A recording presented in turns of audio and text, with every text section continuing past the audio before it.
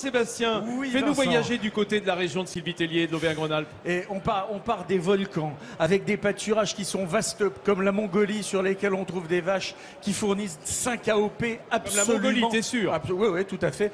Absolument sublime. Il y a Lyon au milieu de tout ça, capitale de la gastronomie, et après on remonte dans des montagnes qui sont affûtées jusqu'à la majesté, et la région est un bonheur pour tout ce qu'il y a à boire et à manger. Et niveau agriculture, eh bien, c'est la première région productrice de lait de vache et de produits laitiers. C'est une surface de 3 100 000 hectares. C'est en gros la Belgique. C'est le deuxième verger de France. Et ça, c'est à cause du sillon rhodanien qui donne les plus beaux fruits qui soient. Et pour vous, Sylvie, cadeau, quelques images de cette ville que vous aimez, qui est Lyon.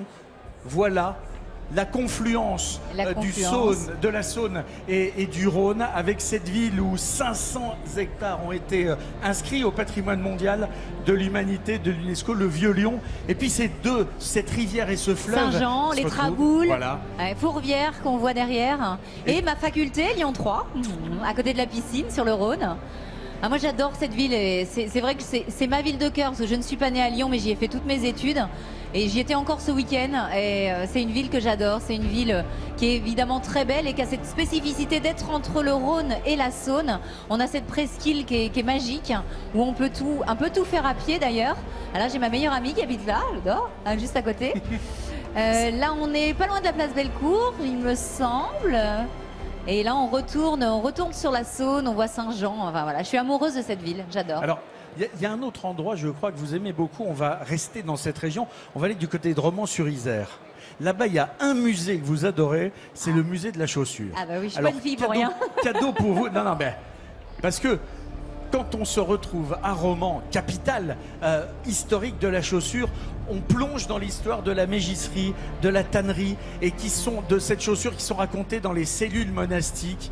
Et là, c'est une histoire totalement incroyable qui remonte à 3000 ans avec les premiers souliers, les premières sandales égyptiennes. Et on va jusqu'aux plus belles chaussures qu'on peut trouver aujourd'hui avec des semelles rouges de temps en temps. Et il y a quelques... C'est un endroit génial. Ah, c'est génial parce qu'il y a le musée de la chaussure, mais moi je me souviens quand j'étais étudiante à Lyon, on y allait parce qu'évidemment il y a tous les magasins d'usines. Donc vous pouvez faire une razzia de chaussures en un week-end, c'est super.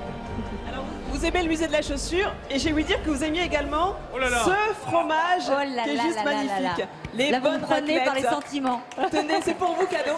Ah merci. Alors, on on m'avait précisé ce matin, si tu veux avoir Sylvie Tellier en plateau, invité en ta émission, trouve de la raclette. Mais c'est pour ça qu'on a une région en Rhône-Alpes où on est très sportif, parce qu'on y mange tellement de choses. Moi, je suis une fan de raclette. Mais alors là, donc Sylvie, voilà. Donc du Sylvie, coup, très pour honnêtement, beaucoup. pour ceux qui nous regardent, d'abord, j'imagine que vous avez une génétique extrêmement généreuse avec vous, parce que gourmande comme vous êtes, avoir la ligne que vous avez, ou alors il y a un truc. Ah ben je fais beaucoup de ski, je cours beaucoup, mais je peux vous dire que tout ce qui est là, je l'attaque avec grand plaisir. Bon, mesdames et messieurs, vous l'avez compris, le sport, hein, et puis pas trop, voilà, pas trop s'étendre sur la raclette quand même.